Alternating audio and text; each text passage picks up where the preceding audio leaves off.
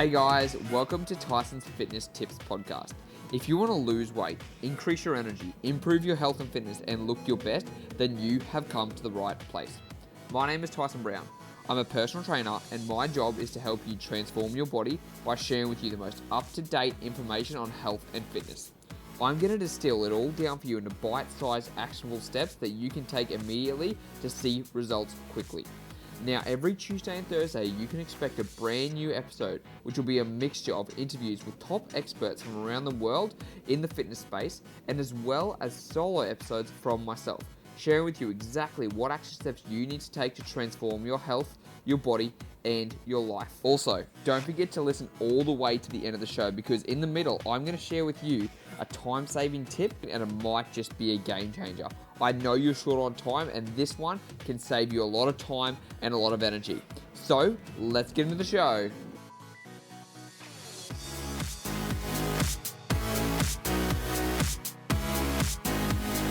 That's going to be a great idea. All right, let me do my intro and we'll get started. Yes, sir. What's going on, guys? It is Tyson Brown, back with another episode of Tyson's Fitness Tips, and I've got a returning guest for the third time, because apparently you guys love Canadians and you love people who look long, big and muscly, so I thought we better get the Mega Man back on the scene today. Marty, how have you been, buddy? Oh, I've been pretty wonderful, Tyson. Thanks for asking. Summer's been hectic. It's been great, and pumped about to be back again for the third time. Well, you're the lucky one, because you're the number 3 before anybody else, which is good.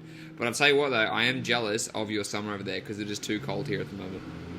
Oh, really? It's that cold? Yeah, we've been having some very good weather. It's been anywhere between, I want to say, 22 and 30 degrees Celsius here, which is just gorgeous, gorgeous weather. So, yeah, I was able to sneak away to one of the parts in BC, Canada, which is the furthest province over, and to go down to kind of what's like our Mexico type of thing. It's called Kelowna. So, yeah, I finally took a mini vacation, and man, did I need that. So, yeah. Now you're recharged and ready to rock and roll. That's right. Cool, dude. All right, so we had a chat, Marty. We're trying to think about what we want to talk about today, and I think we've jumped on a pretty important topic. And do you want to talk more about it? Like, what are we going to talk about today?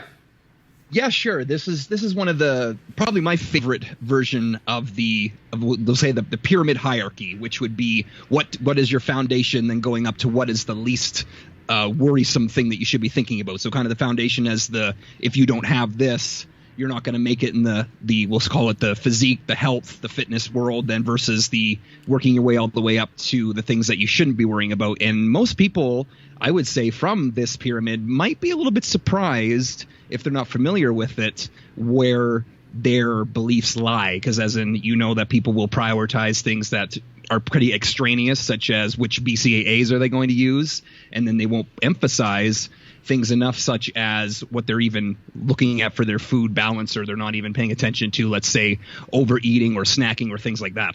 Absolutely. And just to clarify, clear up what we're talking about, guys, it's the nutrition pyramid from Eric Helms. And the reason we decided to talk about it today is simply because, like Marty just alluded to, a lot of people, it's kind of like they look at this pyramid upside down. They focus on the small things first, and they should be moving those big rocks. Oh, it's too funny, right? If I can't begin to tell you how many times I've seen that pyramid exactly flipped upside down. I love that Eric did it this way, and even kind of encapsulated here at the bottom with behavior and lifestyle, which is even more foundational than the bottom of the pyramid. But I think this will be interesting for everybody to kind of see, especially if they are or aren't familiar, so that they'll get a little bit more info on it. And I've got a couple things too that I like to sneak in on the pyramid that I'm going to be asking Eric here. He's actually coming to Edmonton, which is going to be about 3 hours north of my town, to speak with Alan Aragon. So I'm going to be able to grill him a little bit on some questions here. Oh, dude, 2 powerhouses coming together. No, it's going to be exciting. Yep. Very cool. All right, well, I think we might as well get started with the most important thing in the pyramid and then moving our way up. So we're looking at energy balance first, right? So why don't you talk about, what exactly is energy balance, Marty? The energy balance would be everything added up in terms of your basal metabolic rate, your resting metabolic rate, your calories in, your calories out, your NEAT, which is your non-exercise activity thermogenesis, your workouts, your cardio, everything that goes into balancing your energy. And I would even include how long do you sleep in there, which will control hormones, everything else. So is it balanced? In other words, are you burning 3,000 calories? Are you eating 3,000 calories? And that will govern everything. I don't really like people that talk about that, oh, calories don't really matter, but they're the foundation. That is why Eric did put it at the bottom here. It does have to balance out to the equation, because depending upon your goals, if you are overeating, you are going to gain weight. If you are undereating, you are going to lose weight.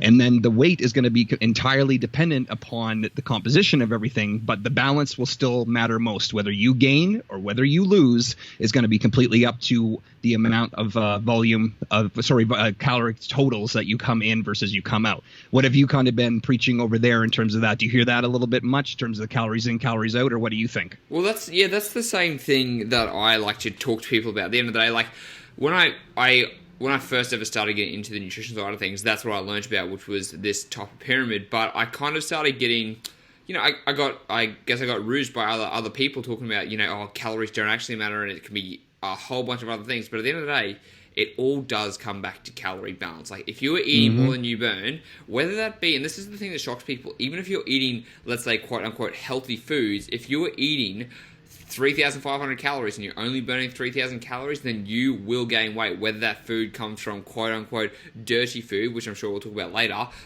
or clean food. It does not matter where it's going to come from. Don't you love that there's a saying over here is home cooking, or I eat well, I eat good, so I don't understand. And they'll be like, well, you can still overeat good food or healthy food, like you just said. It's a little bit mind-blowing that they would think that. However, I can see where they get that, because if you do fill up on vegetables, you do fill up on, let's say, a brown rice versus, like you said, something junkier, like let's say candies, gummies, or whatever like that. Yeah, it's going to be a heck of a lot easier to overeat, but you can still do it, right? And so one of the things too that about the energy balance is something called the thermic effect of feeding. In other words, if you eat we'll say the crappier foods a lot, or if you just neglect, we'll say healthy foods in general, you won't have that greater thermic effect of feeding. So such things as protein, I'm just going to say some numbers pretty vaguely off here, but I think it's something around 20 to 25% of the protein you dump into your body. The calories will be used to actually process it, versus I think fat is the lowest, something around 9 to 12. I'm just raffling. I haven't looked at this in quite some time, but then carbohydrates would somewhere be around 15. So that's another thing to look at too. So energy balance has so many kind of factors to it. And if you are having a great coach like Tyson or myself, they can kind of really help you out with that. But if you're kind of lost wandering around, that is by far the most important thing you need to kind of look at is how much am I burning, and how much am I taking in, because nothing else will matter in terms of going up or down in body composition or weight unless you have that set. Yeah, absolutely. Now, if people don't know how much they're eating, I always tell them to go and use MyFitnessPal to start tracking their food. There's heaps of calorie counting apps and things out there, but at the end of the day, no matter what you choose, you have to be at some point tracking to become aware of how much you're eating.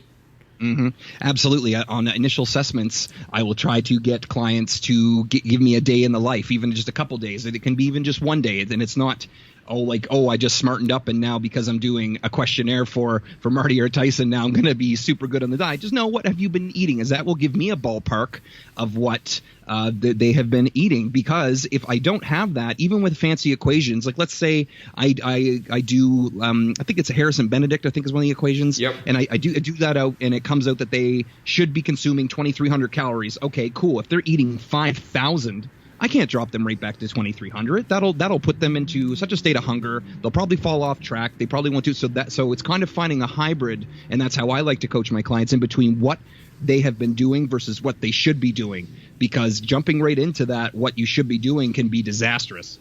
Absolutely, and I like that you cover that point, because a lot of people will be so quick to give macros straight away, but if they don't know what someone's background, like I'm like, hey, you need to eat 2,000 calories a day, you're like, whoa, and then they actually eat 2,000 calories, they're going to be shocked as to how much of a difference that is from someone who's just been eating 5,000 calories, and they wonder why that person won't sustain that for the long run. Absolutely, and it goes in the reversal too. If they quote unquote should be eating 1,600 and they've been eating something like 750 calories per day, and they have some kind of metabolic adaptation going on, they're going to be stuffed to the brim. So me setting them right at the 1,600, which is effectively more than double in my example of 750, and that's going to be very daunting too. It's going to be frustrating. So that could be the we'll call it the emotional and mental aspect behind that, is that you have to really kind of be aware of where the energy balance is, so that you can, like you said, put that into MyFitnessPal, go, holy crap, I'm only eating this, or wow, I'm overeating this, and then be able to take it from there. Yeah, absolutely. And that's where it comes to, like we talked about before, the clean and the clean, unclean, whatever it is. Like if you look, you're like, oh wow, I didn't realize that. Well, I couldn't really tell you, but like, a packet of gummy bears, like, I wouldn't know how many calories that is, but you compare that to like 100 grams of sweet potato, that's a big volume difference. Oh yeah, satiation comes into that, which will play into later for sure. Yeah, absolutely. So after people start tracking their food and they just become aware of how many calories they're eating, we then move on to what those calories are made up of, right? Which is protein, carbohydrates, fats. Where's your stance with alcohol on that? Alcohol is its own macronutrient. Yep.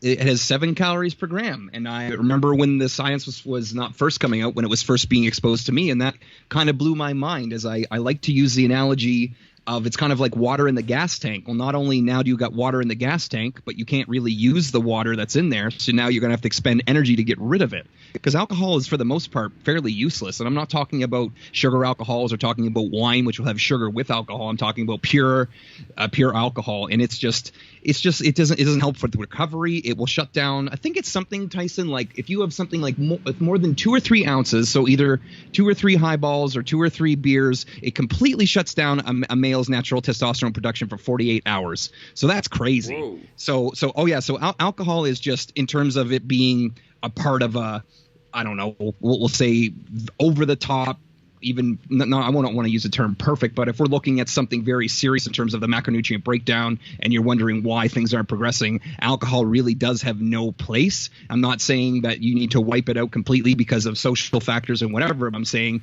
that it has 7 calories per gram. It's not 4 calories per gram like a carbohydrate is, that a lot of people have thought for quite some time. It is its own. We'll go over that too, because as I said, alcohol 7 calories per gram, carbohydrates 4 calories per gram, protein 4 calories per gram, and then fat sitting on the top of we'll call it the macro pyramid, is the fats with 9 calories per gram. So fats are so damn sneaky too, and as I'm sure you're aware, that they just kind of sneak in. I know protein bars kind of got notorious for that. They'd say low carb, and they'd have something like 10 grams of fat, 15 grams of fat, and so that's effectively more than double the amount of calories per carb. So like if you see that 15 grams of fat, that's more than 30 carbs worth of calories. So and to go into that a little bit further about the macronutrient breakdown, one of the things I've been saying, I think for around 9 years now, is they say, well, how calories in, calories out. I'm like, yeah, but do you really think that 2,000 calories of steak is going to do the same thing to your body as 2,000 calories of ice cream? Yeah. And exactly. then that's kind of what will really get them thinking on that.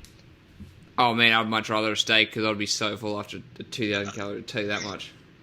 Well, you have to just think about that too. Like I know I could hammer down. I think I don't know if you guys have Ben and Jerry's or Haagen-Dazs, the little tubs over there, but I think there's something around 560 to 750 calories per one of those. And I'm pretty sure if you were to get the average person, you could say, could you eat 3 of these in a day?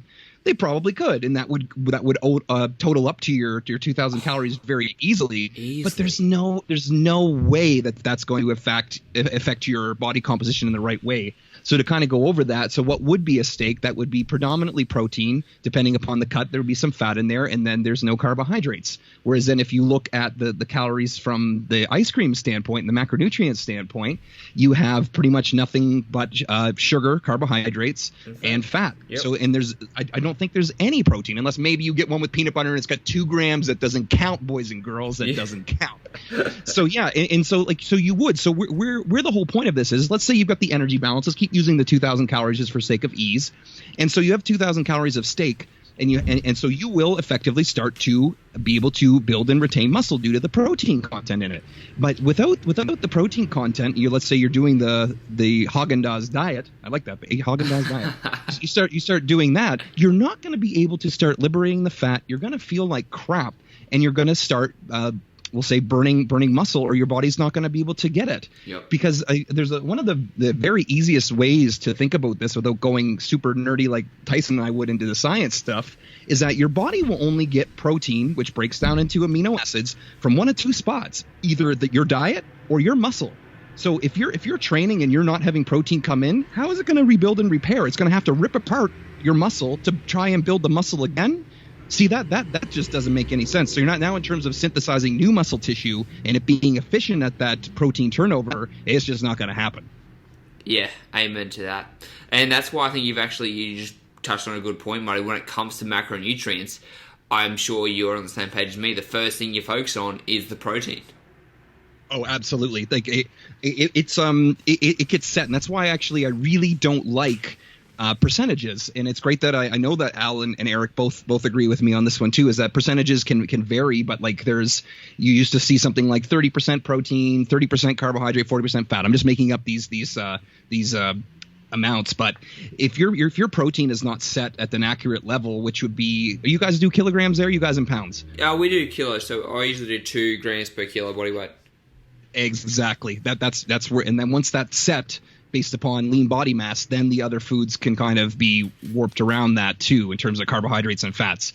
It all depends on kind of your style, kind of depends on what you respond best to, personal preference. But once the protein is set, outside of you making sure you have some essential fatty acids, so some good healthy fats in there, the rest can kind of be up to you as long as you're not trying to do something that's limiting either your personal preference or your own choices, so that you do venture off and look for something else outside of the diet that you kind of want for a craving or something like that.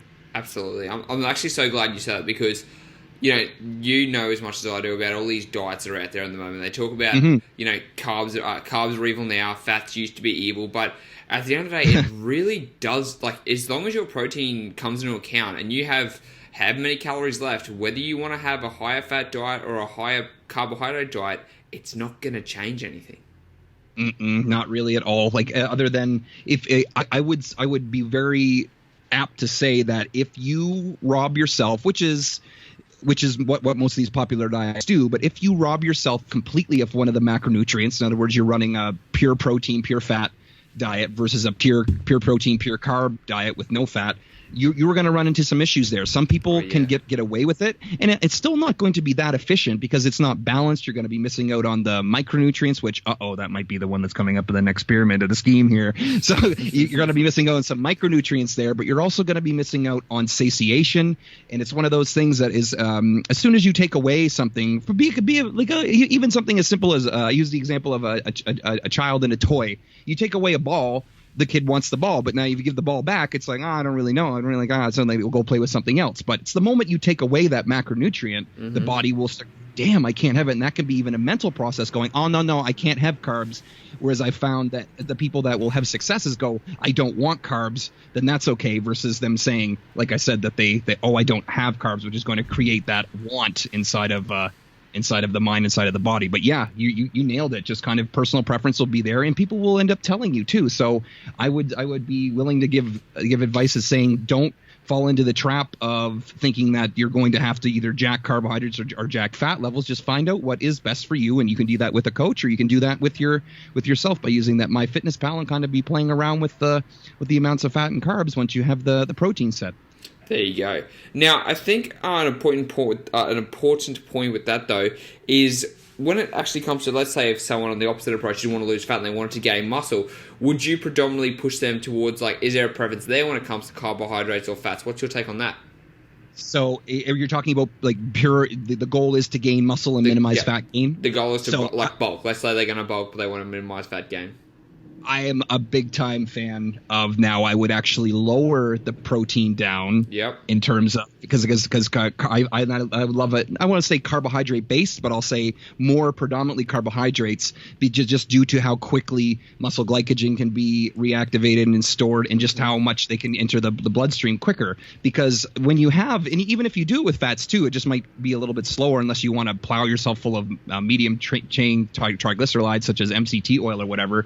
You are going to have those two macronutrients be something called protein sparing, so you don't need quite as much protein. Yeah. And so that would be it too. So let's say if I had a a 180-pound gentleman that was eating 200 grams of protein today, I might put that down to 160, 180, and then push up the carbohydrates and push up the fats to be able to do that. Just because now, this is fantastic. I've been wanting to tell this analogy on a podcast or something for a long time. I like to look at it as the McDonald's shop. This is what I call it. So you go into McDonald's, and all the cashiers are carbohydrates and fats, and the manager is the protein.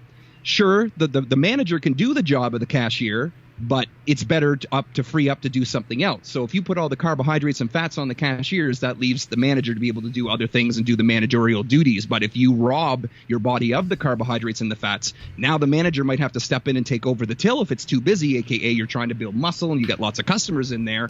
So that's kind of the best way to think about it, is that's why they're called protein sparing or manager sparing. What a fantastic analogy. That's I know. great. I came up with that one all on my own about 7 years ago, and I was like, I'm keeping this. Oh, nice, dude. That's awesome. But I think like it's a good point you made there. Like, so like if just to give this like to people if they're trying to think about this, if you want to lose weight, I would suggest trying to increase your protein more because it's muscle sparing, it's satiating, it's better for you, right? But when it comes to trying to, let's say, bulk and gain muscle, it's still important, don't get me wrong, like you need to have protein and then you need to have a sufficient amount, but like it's going to fill you up faster, and you could be getting more bang for your buck by having more carbohydrates and more fats in your diet. And it's way friggin' cheaper. Yeah, true. As opposed to having to get something like a great salmon or steak or any protein is just the most expensive of all the macronutrients by far. Fats are kind of the medium, and carbs are dirt cheap. Big bag of rice, big bag of oats is so cheap in comparison. So therefore, especially if you're going to be plowing down the food and you're getting up to that 3,000, 3,500, 4,000 calorie mark, that's going to start to add up. So that's one thing you can think about there too, is that it's a little bit more economical. That's why I love cereal. You got it. That's right. Cool. So we've covered the energy balance. We've covered macronutrients. Number 3 comes up, and that is micronutrients. Yes, and this is where the IIFYMers just go to die, we'll call it. Because exactly, if you guys haven't heard that, that's if it fits your macros, IIFYM, and exactly as it says, there's macros. And as now that you moved up the pyramid, there is another thing called micros, which would be all of your electrolytes, would be all of your vitamins, all of your minerals.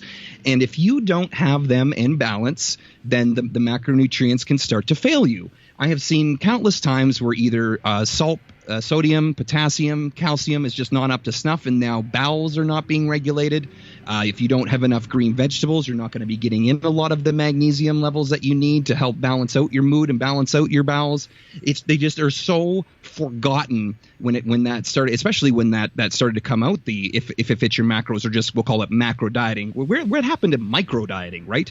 There's an app that I like. I forget how it's spelled, but it's either CHRONO meter, chronometer, or CRONO. You would have to look it up, but I just have it on my phone. I don't know what it says. But that's the best accurate measure I know for micronutrients. That it will have your potassium levels, have your sodium levels. I can't begin to tell you, Tyson, the amount of times that I've given someone their nutrition and think all of a sudden they're constipated, or their bowels aren't moving good, or they're sluggish, and I say, okay, let's up your salt and your potassium, and before you know it, things are moving. And I didn't change the macronutrients at all. That was all I changed, was the micronutrients, electrolytes. Get your friggin' self hydrated. If you were to drink just pure water, nothing would happen. That would dehydrate you, and eventually you would probably die. So you need that. And so the funniest part is that things like smart water, what that is literally electrolytes in water, sodium in water. That's it. You turn around, Smart Water. Do you guys have that brand there, Smart Water? I don't think so. I haven't heard of it.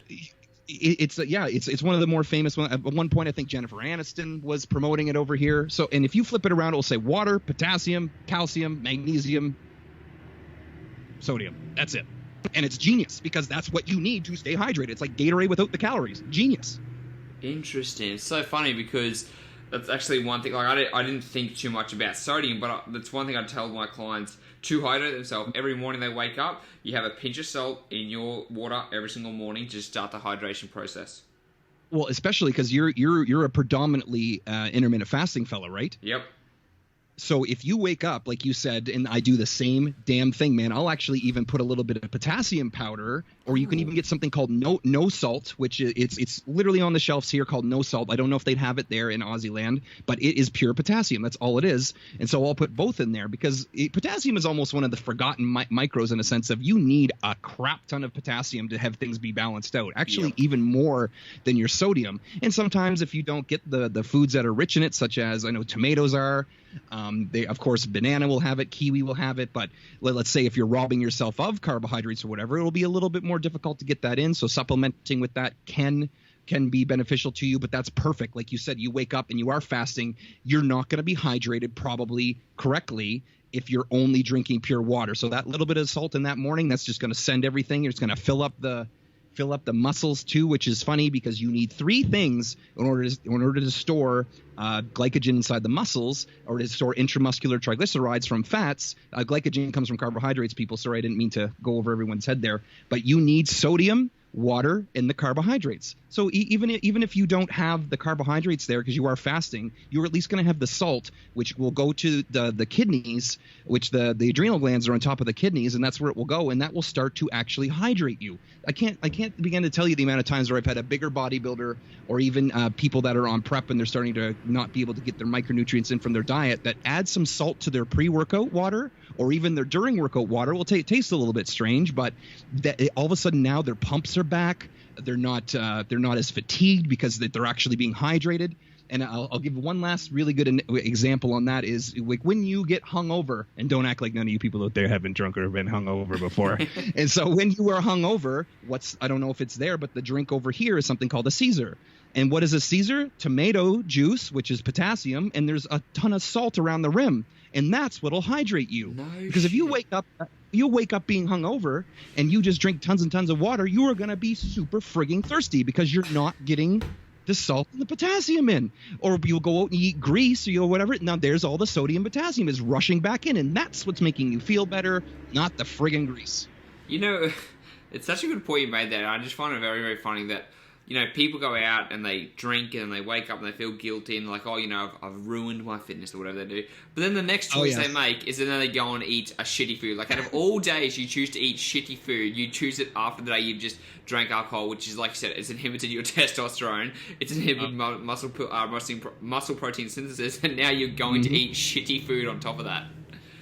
Oh, I've never said, like, if you were to drink pure alcohol and that was it, it's never the alcohol. It's because what happens when you get smashed, you overeat food, you get hungry, it increases that, and then you wake up the next day and you go out for the hash browns and the pancakes and the French toast or whatever the heck you do.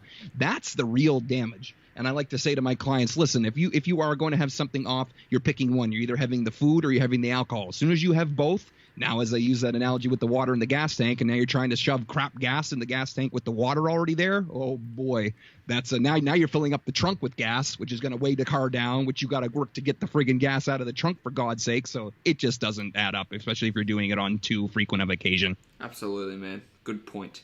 So with that though, like you talked about Chronometer, which is a good one, which I actually didn't realize. MyFitnessPal actually has that in there too. But do you, like, what else do you recommend to people? Like, do you have some essentials that you recommend they get, like 2 or 5 servings of veggies a day? How do you go about that? What's that? Sorry, what's that? Sorry, when it comes to, like, do you recommend to your clients, like, do you say, hey, you need to try and get at least 5 servings of veggies a day, or do you let them just kind of have a look at themselves through the Chrono app? How do you manage that? Yeah, absolutely. I like to just make sure that they kind of have a cup of green veggies or a cup of veggies. Doesn't necessarily need to be green, but the green are predominant for the fiber, and they do have a higher micronutrient content to it. Yep. And that's kind of it. Because the reason why I say that is the general fitness person, even the contest prep person, which is my world, they have enough to friggin' think about already. So I might, if things are going really wacky, let's say constipation is there, bloat is there, hydration's not there, I might have them say, hey, listen, download Chronometer for me. Let's enter everything that you're eating in there so I can take a look at it. But outside of that, it is, I like to say, just eat eclectically, eat say eating white rice and chicken breast and cucumber is not going to give you the micronutrients that you're looking for. So eating something like different, I really like pushing asparagus and spinach just due to their micronutrient profile. Have some tomatoes, have some things with spices on it. That will usually cover your bases, and you should be good outside of something that's deemed a deficiency, let's say through blood work. Good points.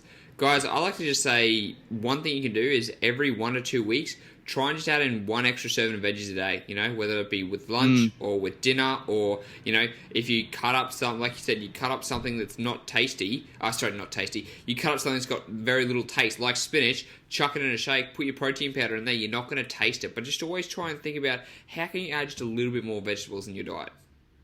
Absolutely. Yeah. It's one of the things that Mom said when y'all were younger was eat your damn veggies, and she couldn't be more true. And she probably didn't know that it's to get the micronutrients along with the fiber. No, definitely Mom did not. She told me she just wouldn't have known that it's about micronutrients. She just would have got told that from her mom. That's right. Yep. So we've covered energy balance, macros, micros, nutrient timing. So your post-workout, your pre-workout, should you eat in the morning, should you not eat in the morning? All this comes as to number 4 on the pyramid. And I love this one. I think his name was John Ivey's book called Nutrient Timing, literally called Nutrient Timing. Holy crap. I would have been 12, 13 years ago and it was mind-blowing that it had the protocol. It was the first one that said you should I'll use this term, you should have protein and carbohydrates before. You could have something like Gatorade with maybe some protein powder or some hydrolyzed casein at fancy protein powder during, and then again having something to recover after your weight training session. But at the end they said none of this matters. And none of this will make any kind of dent if energy balance, macronutrients, and micronutrients aren't there. It will matter so little, and it does. Even outside of for nutrient timing, I kind of make it mandatory that 30 minutes to an hour, depending upon the size of the meal, that a meal is consumed before a weight training session. But other than that, it is so irrelevant, Tyson, and I've seen it. I've seen people go bananas and believe that their 40 magic grams of BCAAs before the workout is really giving them something, which is funny because, as you know, 40 grams of branch chains will be 160 calories because they're not calorie-free people. I really hope on the supplement episode we drilled that into everyone's head. I would say go back and give that one a re-listen, but it's so minutia, and that would be something for, let's say, an advanced athlete, which would do it too. So the nutrient timing thing would be only relevant if everything else is kind of set up into place. What do you like to have your people do for training and for timing and nutrients when they're doing the fasting?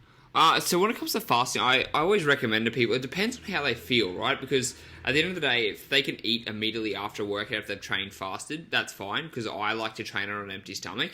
But if people feel like they need to have something to eat before they go and train, then go and do that. Like, I always tell people, intermittent fasting is just there to suit your lifestyle. And if it doesn't suit your lifestyle, because if you're like, hey, I'm going to train at 6 in the morning, but I don't break my fast till 10 a.m., I'm like, well, then don't do intermittent fasting. Or have a protein shake or something. Like, intermittent fasting, it's not I always tell you, it's not a magical thing. It just helps you with the calorie restriction. So yes. I always just say to people at the end of the day, what's going to suit you best? For me, personally, I like to train on an empty stomach, but I have been trying to push my workouts back further in the day, like past midday, because I try and get all my work done. So now I am actually having a meal 2 hours prior to a workout. So that way it's had a little bit of time to digest and things like that. But some people, they just can't exercise on an empty stomach, and that's completely fine. Go and have something, but you've got to find out what works best for you. One of the most interesting things there, I would love to see if we were, let's say I was coaching you and we were really logging your progress, your intensity, progressive resistance, how well you were doing with weights, if you were either attempting to gain muscle or not attempting to gain muscle, you're in a fat loss phase, to see how they would be versus you doing pure fasted training, we'll say just water, versus you doing, we'll call it fed training, because the science has been there, and I'll try to pull up this study for you. This was the mind-blowing one for me, or the one that really tipped my scales in favor of what I'm about to say, was that advanced athletes, which I think they said was something like a year plus under their belt of, we'll say, correct resistance training, they were the ones that started noticing a dip when the training was fasted. Interesting. But if you are a beginner, you will not, and you tolerate, like you're not dying of hunger, and you like you said, you enjoy training fasted, you will not see a progress or an intensity dip until you start becoming more advanced, and then your body will start to steal from the what's inside the stomach at the time, right? Because if you let's say you did that, one of those fancy carb backloading things or whatever, and you stuffed your muscles full of glycogen, that's cool, and you woke up and then you still had the glycogen in there, which it doesn't go away that quickly, and you trained and you're pulling from those stores, once you become advanced and the strength gets up there and the intensity gets up there and you're really bringing it, you are going to start, the body's going to start panicking in a sense of looking for what's in the gut, what's in the bloodstream immediately. So yeah, that is one of the most fascinating things, is that, and I'm not going to say hack and say change everything for you, but I will say that if you are, for my clients, especially for bodybuilders, especially for anyone that's a competitor, I have them always train with at least something. So for you people that wake up earlier in the morning, I do have something like either a fancy type of Gatorade or some form of carb powder, especially if they want to wake up and within 30 minutes they're training in their home gym or they driving to the gym right away, with a scoop of high quality protein powder. And holy crap, the amount of improvement, they're like, I can't believe it, especially if they're a high end athlete.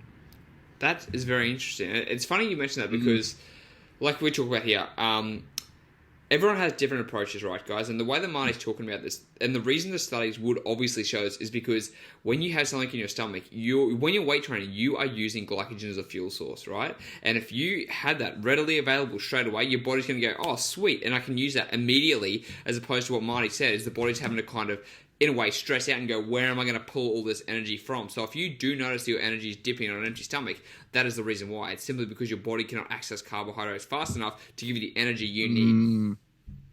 That's bang on, man. Perfect. And it is. I will never hack that whole individualness, but I'm saying if it's one of those, you've worked your way up the period, you're on number 4, and you're looking for the minutia, you're starting to get into what can I do for the icing on the cake, such as a competition, such as a photo shoot. That's when you should start looking into the nutrient timing and starting to look into the pre-workout stuff. Now, I'll touch lightly on the during workout stuff. When BCAAs and carb powders started coming out, people started really, really loving that stuff. Why? Because it was something fancy, it was something esoteric that they could add in, the fancy supplement ads promising all these extra muscle gains and everything else. But the studies they were done on them were a little bit off, in a sense of they were, again, either fasted or they were done with I don't say food deprived, but they were done without eating anything for quite some time prior. Could have been 3 or 4 hours or more, and then they shoved them full of, like, we'll say Gatorade and EAAs or even the protein powder, and then their progress went up. Plus, they were making people train for about 2 to 3 hours, which that's not the majority of people. That would be your Olympic athletes, and sure, now they're probably going to be going through enough that the pre-workout meal is now starting to die off, and now they need something additional, let's say that 2-hour mark. And that was all the science that has been put out now, is saying it's not really needed unless you have these marathon weight training sessions, which I believe is what they started calling them.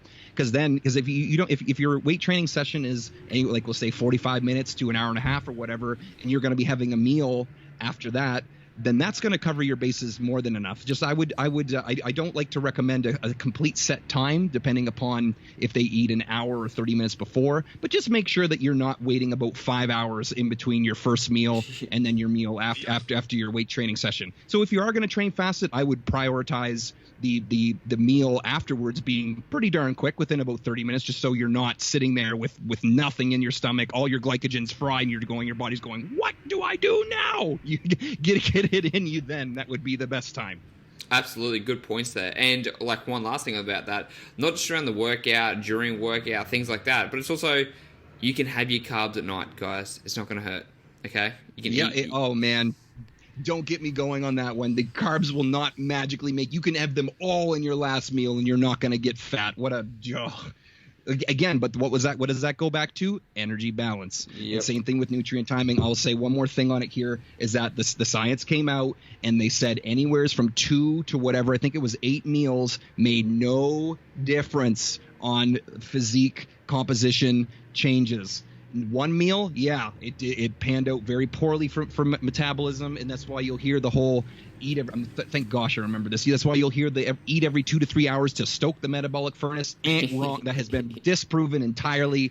It's completely up to you. And what's crazier, Tyson, is I had another story about myself when I was working 10 years ago as a personal trainer, is that I would be so busy during my day that I would almost be doing a wacky form of intermittent fasting, where I would have my breakfast, train clients for 8 to 10 hours, be starving, have to combine 3 meals at night, and still be progressing. And that was blowing my mind, because that was going against all the stuff that was out there, that, if you don't eat, then I was getting sad that I wasn't eating the 2 to 3 hours. I'm like, oh man, my metabolism's going to go to junk. And no, it didn't at all. So that's definitely, don't sweat about that. You worrying about not eating every 2 to 3 hours is doing more damage than if you don't eat the 2 to 3 hours period. Did you make a post about that from Alan Aragon? He said something I want to say I did. I remember talking about at least about carbs at nighttime, and I started a shitstorm on my Instagram. I think I had the most comments on it ever. But and I actually tagged Eric in it, and I said, "Hey man, blah blah blah," and so he kind of stepped in for me. But that's exactly it. Is that you just don't need to. If you want to eat two meals, you want to do intermittent fasting, you want to have 2 bigger meals. Go for it. Just I wouldn't be able to do it because my meals are a little bit too bigger. So I really like kind of 4 to 5, and that's personal preference again, which is still energy, balance, the nutrient timing comes way after that. Absolutely. It's actually just I know we got to go to the last thing, but talking about this, a girl posted on Facebook the other day, "Hey, I'm looking to do a weight loss challenge. Can everyone give me any recommendations?" And someone said, "Eat small meals every 2 hours." And I was like, this is still a thing? Like, it's just, but it is. It's just that dogma that just keeps going and going and going. Mm-hmm. Yeah, exactly. You got it. It doesn't shut down. I don't think we would have made it as a human race if we had fed the once or twice a day just because of biology, for sure. The body doesn't work that way. It's like going, if you save up all your food and you have that big Thanksgiving or Christmas dinner, you are going to heat up like crazy because that's the metabolism kicking in. It's not going to shut off because you are 4 hours past eating. I don't mean to insult anyone that still believes that stuff out there at all, because I believed it for I think 15 years, 30, whatever, and the science just doesn't back it up. There we go. So we're coming to the last one now, which might be a surprise to some people, but it's supplements. The last thing on the pyramid. So we'll start out by saying go back and listen to the supplement podcast. Yes. You find out a little bit more about that. But this is the last on the pyramid for sure, because they just don't matter when everything else is there. Kind of like what we talked about for the nutrient timing in the micronutrient story, is that unless you have a deficiency in terms of your magnesium levels come back low, your vitamin D levels come back low. If you are just grabbing supplements because they're quote unquote healthy, or that your body needs, or sorry, not your body, or that you believe that they're needed because an advertisement told you or so. No, it's just no. It's not going to be what will impact your physique by any stretch. However, saying that if you do have something like that is off, like let's say your magnesium levels are low, then that can affect digestion, which can affect other things. So that still is micronutrients as opposed to supplements. But supplements, and I will call them the bodybuilding supplements or even the physique supplements, is that they're so not needed. And when I'm saying that, like, you don't need protein powder. Most people think that most people do think that protein powder is some magical workout ingredient, which I for the longest time I called it powdered chicken breasts or powdered egg whites, because it was just a damn convenient thing that you could kind of load up and have, as opposed to having to stuff yourself with more chicken breast or more egg whites or whatever kind of your protein source is. And it's friggin' cheap too, for the most part. I know actually you guys get hammered a lot more for protein powder in terms of price versus Canada and the US. I remember seeing like $120 a tub for 5-pounder sometimes. Yeah, that sounds about right. Yeah, see, and over here it'd be around 80 to 90, which I think our dollar is pretty on par with you guys. So it still even then can be a little bit cheaper than, we'll say, fresh chicken breast. But so then that's one of the bodybuilding supplements, I'll call them. Then think something like glutamine. As we went over, it's just not needed. All the studies done saying about the muscle recovery and the fatigue and everything else, they were done on burn victims that needed the glutamine, so that just didn't pan out. So any healthy individual supplementing with glutamine, it will help your guts out. You might be a little bit less bloated and have some better digestion, but you're not going to see this magical muscle healing properties that they say. BCAAs have been squashed into the ground, saying they don't work, versus EAAs, which again, that's if your energy balance is low and you really want to shove 30 grams of your protein into EAAs because that's what works for you, go for it. I'm not going to judge you too hard. Just kidding. Not going to judge you at all if you want to do that. They do taste like arsehole, though. It is. They're not that good, especially versus BCAAs. I'm like, how do you make them taste so damn good? But the EAAs, because they don't. They taste a little bit like crap. It's almost like that Buckley's, like the cough syrup. It tastes awful and it works. Well, that's kind of BCAAs versus EAAs, right? So, but yeah, other than that, anything else is really esoteric. Especially if you want to take a look at the fat burning stuff used to come out, like raspberry ketones, green coffee beans. Exactly, right? So you're already groaning over there because you've heard about it before. Does it work? Maybe to such a frigging minor degree, but again, Even so, like even the fact, yes, it is on the pyramid, so it will do something. But even so, buy Eric's book. Take a look at what he recommends for the supplements in there. It's gonna blow your mind at how little it is. But even so, they're not gonna make that big of a dent, regardless of everything else being absolutely perfect. I couldn't have said it better. Now, I just think one thing that you said about the fat burner is like, I could have sworn I read when it said like how much it actually increased your metabolism. It was like 2%. And if you're someone who's eating 2,000 calories a day, 2% of that is 20. No, it's not. It's 10. It's 40 calories. Yep, you got it. 40 Exactly. Like, what the fuck are you getting? You would you could run up and down the street a couple of times and you'd probably burn more faster than that.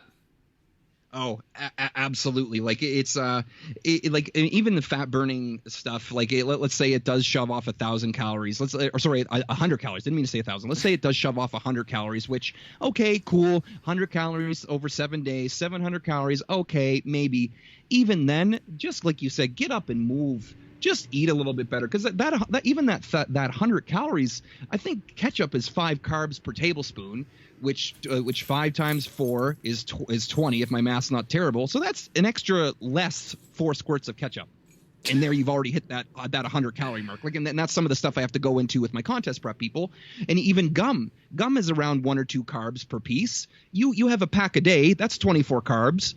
24 times 4, like it just starts to add up. So like you taking this magical coffee bean to negate your gum, you go for it. No, I'm just kidding. Just that would be, it's just so esoteric, right? But if I do recommend any supplements at all to my clients, it is the vitamins and the minerals if they need it.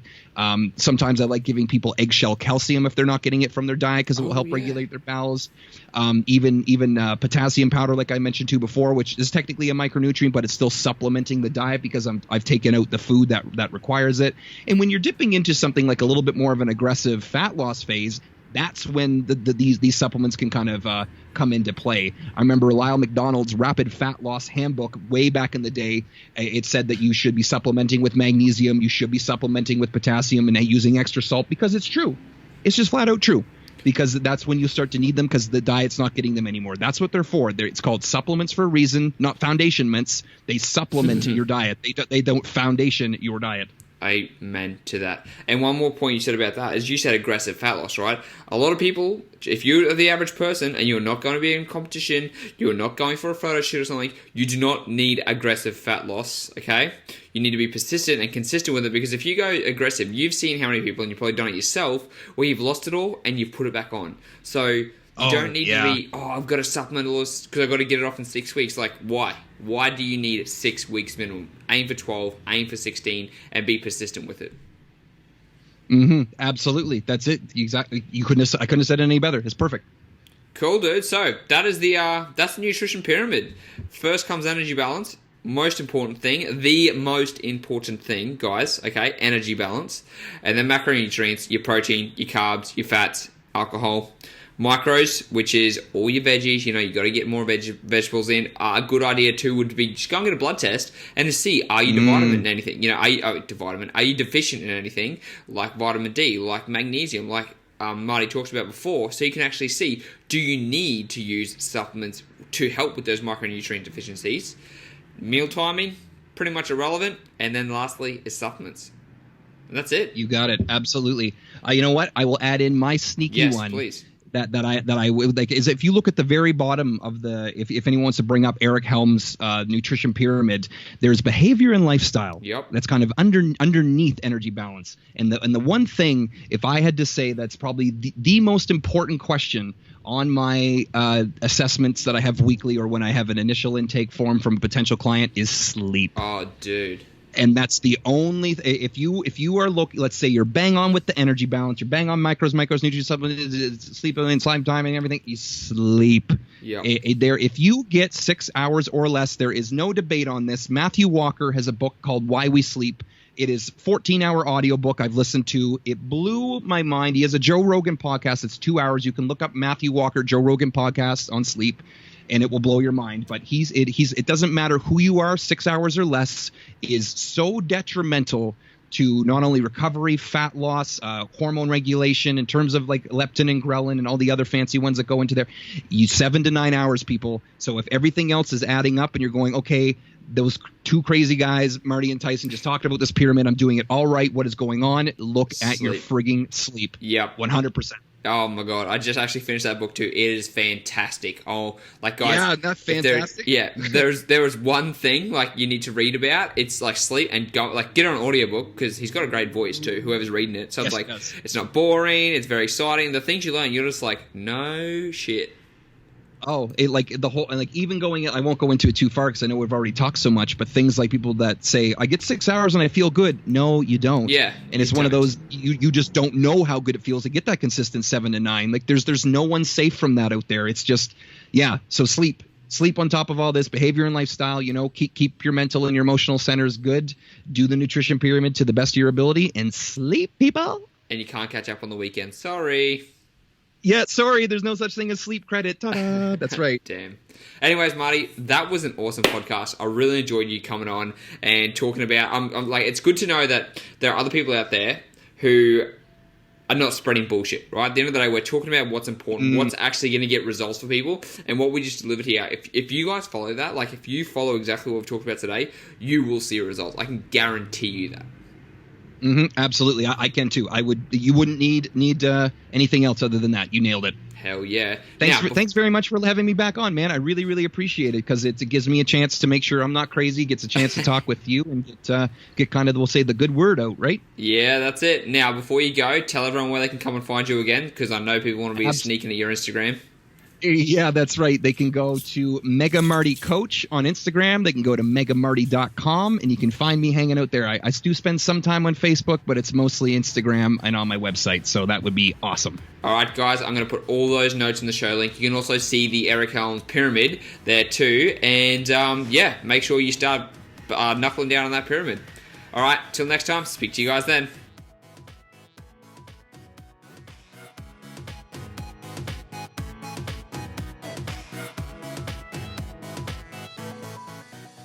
Hey, thanks for listening to the podcast. I really appreciate it. Now, I've got a special gift for you. If you want to learn how I managed to lose 10 kilos and keep it off, then I've got the perfect treat for you. I've got a free intermittent fasting cheat sheet that I share on my website that shows you exactly how to diet effortlessly with intermittent fasting and fit it into your busy lifestyle. And more importantly, this is the exact guide that I follow every single day that allowed me to lose 10 kilos of body fat and keep it off 4 years later. So head on over to www.tysonbrown.com.au and pick up your free cheat sheet today and learn how to fit intermittent fasting into your life and diet effortlessly. Once again, that's www.tysonbrown.com.au. Opt in for the free cheat sheet and I'm going to send it straight to your inbox for free. Until next time, speak to you guys then.